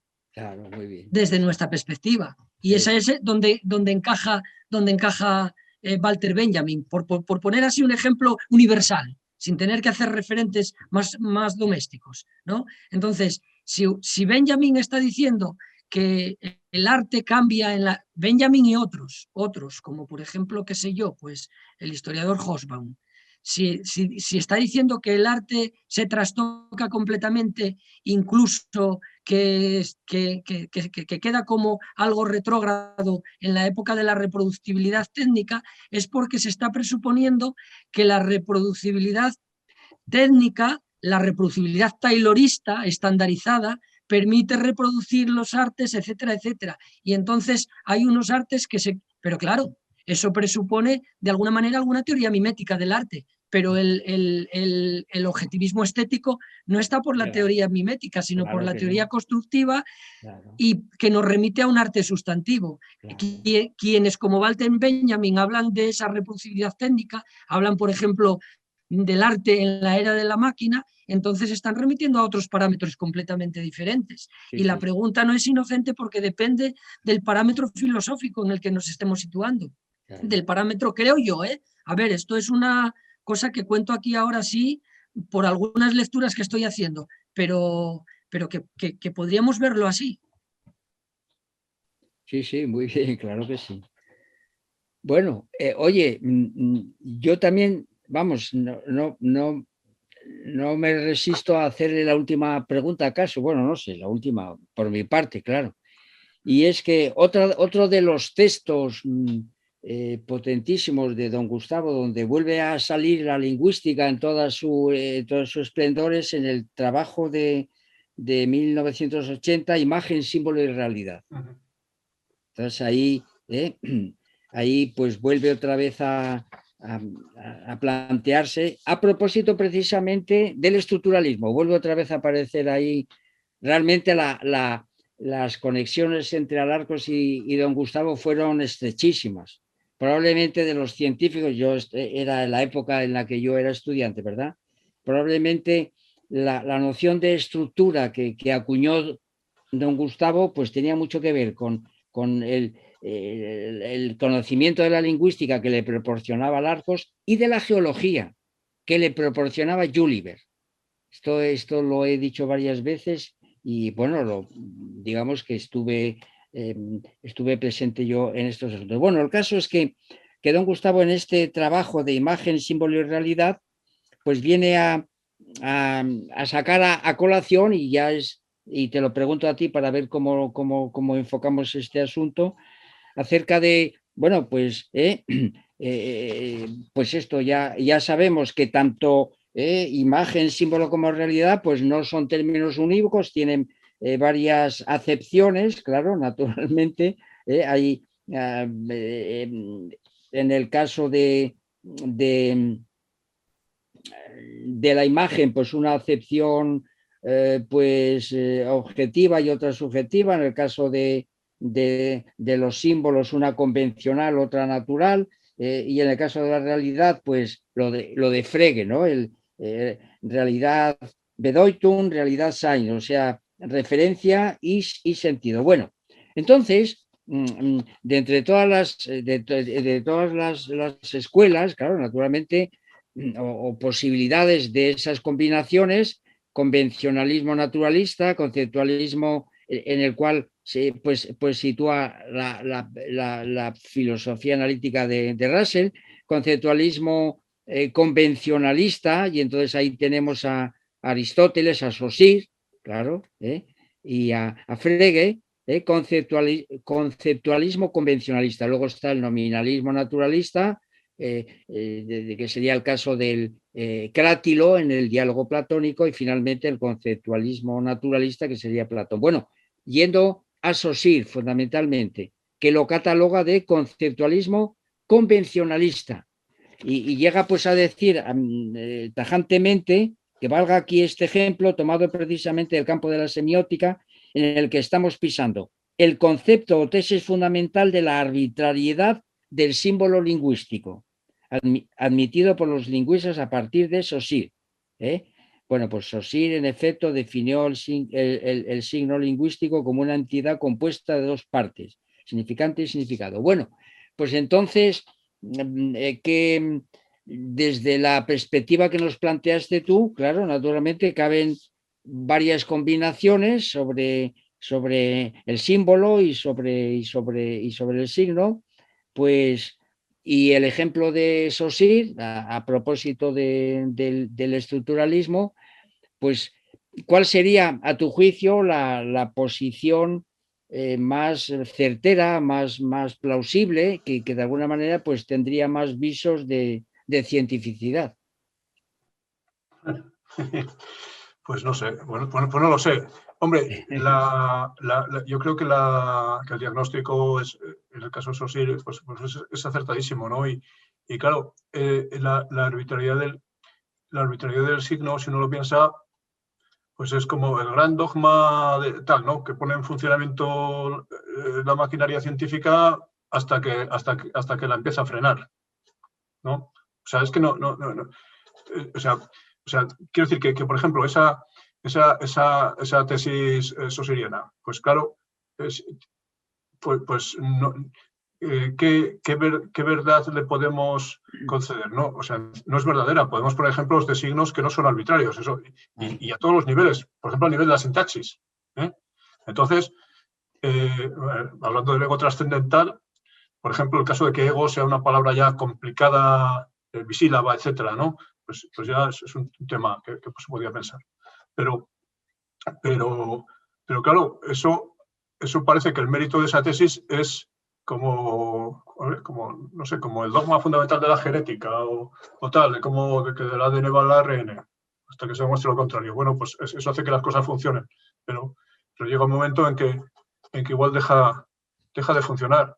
Pero, por ejemplo, o sea, lo interesante, no sé, supongo para el historiador de la ciencia y para el filósofo de la ciencia sería coger el curso de lingüística general de Saussure y esas ideas saussurianas que están ahí recogidas por sus alumnos y tal, y estudiar su trabajo como indoeuropeísta, ¿no? Su tesis sobre las laringales, entonces no llamadas todavía laringales, que se toman como una especie de variables ocultas que explican muchas cosas que sucedieron en la familia de lenguas indoeuropeas. Realmente, ¿cuál es la virtualidad de que el símbolo lingüístico sea arbitrario? Pues seguramente que pueda escribir unas reglas, por ejemplo, las reglas, digamos, de evolución, según las leyes fonéticas, para que de unos sonidos en indoeuropeo se pasen a unos en griego o en germánico, o en la lengua que sea, independientemente de, por ejemplo, lo que significasen las palabras. Sabemos que no siempre, porque igual en palabras muy conocidas o que eran tabú, pues eso constituían excepciones, pero seguramente desde el punto de vista de la disciplina, esa tesis atendía, o por lo menos se puede ver, un correlato con el funcionamiento interno de la lingüística que como lingüista practicó. Se me ocurre decir, ¿no? O sea que entonces tú te inclinarías más por el conceptualismo naturalista de Platón, ¿acaso? Pues no lo sé, pero no, lo que te estoy diciendo, que no lo sé, yo modestamente me abstengo, ¿no? Pero sí que se me ocurre decirte, Tomás, que no sé, se me ocurre, porque claro, como me tomáis como si supiera algo, pues contesto también como lo mismo, ¿no? Estaría bueno, pues, por eso te preguntaba. A lo que voy es que sí podemos ver una conexión entre la lingüística que hacía y las ideas sobre el lenguaje que plantea ahí. Porque o sea, la idea sería que si el signo lingüístico sea arbitrario, no es una idea interna de la lingüística, no es en todo caso ¿cuál sería la palabra? Casi un principio metodológico, funciona como un principio metodológico. No me digáis nada del significado si estamos hablando de fonética.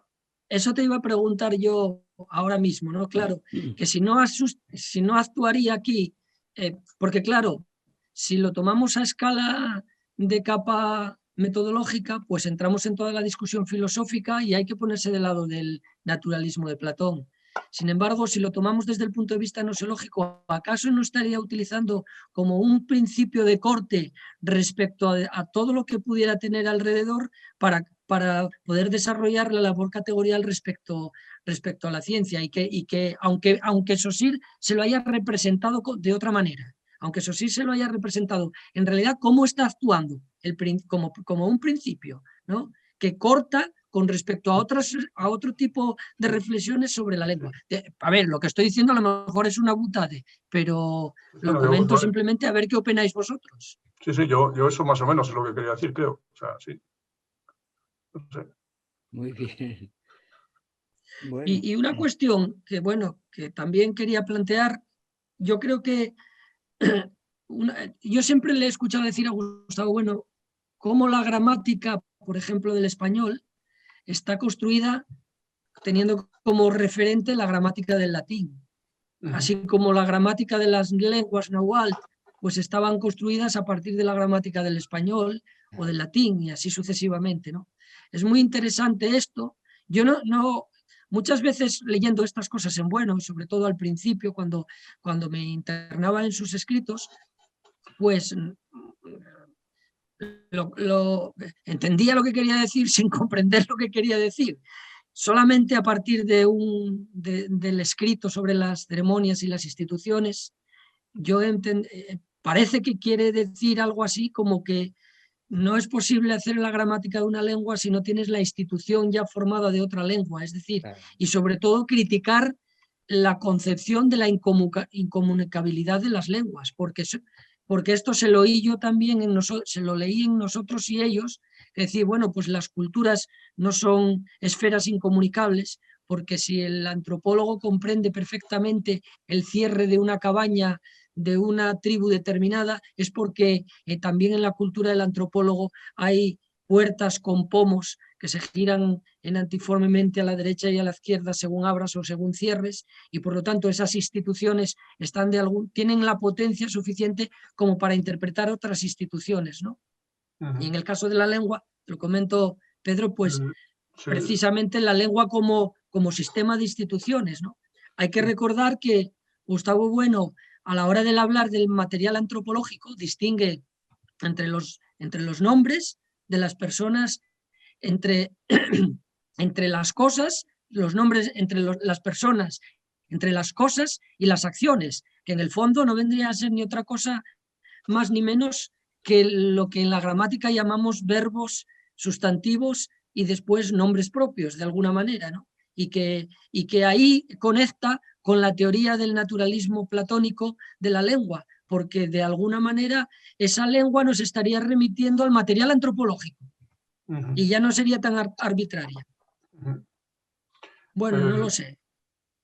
No, vamos a ver, es que si lo de arbitrario nada, y por muchas razones. O sea, porque la denominación no es arbitraria. O sea, lo de la arbitrariedad del signo es una jugada, pues eso, con unas virtudes metodológicas notables y que presta unos servicios notables a la causa. Pero, por poneros un caso, yo recuerdo cuando esto me lo contaron, que yo me vi sorprendidísimo. Ejemplos de sintaxis o incluso también de morfología o de formación de palabras. Bueno, la formación de palabras a veces es muy evidente, ¿no? Que no tiene nada de arbitrario, sino que hay una iconicidad muy grande, ¿no? Por ejemplo, cuando se hace una enumeración, por ejemplo, sujetos que llevan a cabo una acción, es normal nombrarlos según el orden en que procedieron. Por ejemplo, entraron Manuel, Juan y Tomás. Se prefiere, digamos, que la sintaxis represente el orden. Y de hecho, por ejemplo, la lingüística funcional, no funcional en el sentido de Alarcos o de semántica funcional de Coserio, pero sí funcional en el sentido del funcionalismo de Gibbon y de lingüistas americanos, así tiene unos componentes icónicos quiere decir de determinación, desde la cosa al signo, pues, y no solo a nivel léxico, sino, como he dicho, también sintáctico, pues muy importantes. Y de hecho, si no los tuviéramos, si no los utilizásemos, nos comunicaríamos peor. O sea, para Chomsky esto no será gramática, será otra cosa muy interesante, pero no lo que él estudia. Pero claro, eso es así, claro. Imaginad todas las cuestiones simplemente de una ordenación de objetos que aparecen ordenados así en su enumeración en el orden sintáctico. Eso es bastante normal. Y eso, pues bueno, claro, es una evidencia cuando el uso de la voz activa o la voz pasiva o cosas de ese tipo, pues tienen que ver también con intereses, bueno, con intereses, por ejemplo, del hablante para comunicar algo, para centrarse en algo, pero también con los aspectos que quiere destacar de la acción que está representando. Entonces, ahí hay componentes que se escapan de esto. Por ejemplo, por resumir, en el caso del orden de palabras, hay aspectos del orden de palabras que son meramente sintácticos. En tal lengua el sujeto tiene que venir delante del verbo y en tal otro al revés. En cambio, si decimos, cuando hay varios sujetos, el orden de esos sujetos, o varios sujetos, el orden de sus sujetos, o el orden de los verbos, en una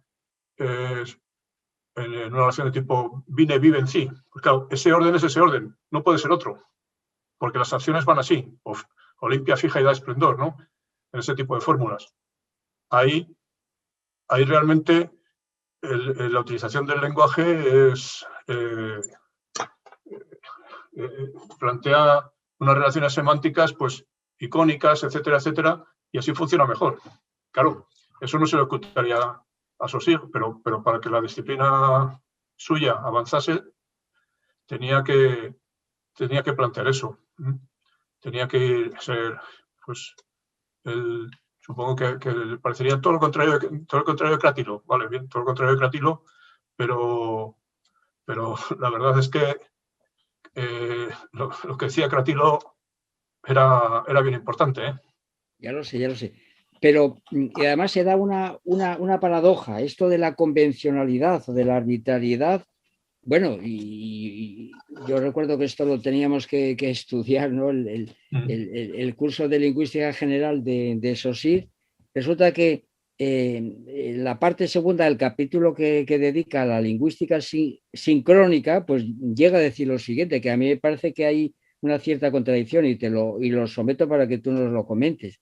Dice Saussure: el objeto de la lingüística sincrónica general, otra cosa es la diacrónica, que es la historia de la que hablaste tú antes, es establecer los principios fundamentales de todo sistema idiosincrónico, los factores constitutivos de todo estado de lengua. O sea que muchas de las cosas ya expuestas en las páginas precedentes pertenecen más bien a la sincronía. Así, las propiedades generales del signo pueden considerarse como parte integrante de esta última, aunque nos hayan servido para probar la necesidad de distinguir las dos lingüísticas. Entonces, como por un lado, pues afirma lo de la arbitrariedad y por otro lado, pues habla de factores constitutivos de todo estado de lengua, que le da un rango de objetividad.